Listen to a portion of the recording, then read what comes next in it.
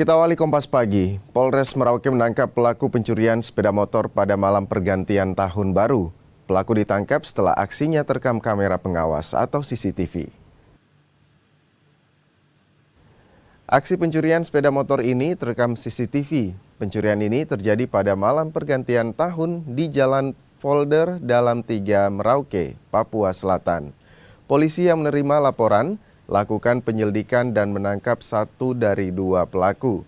Namun proses hukum kasus ini dihentikan setelah dilakukan restorasi justis.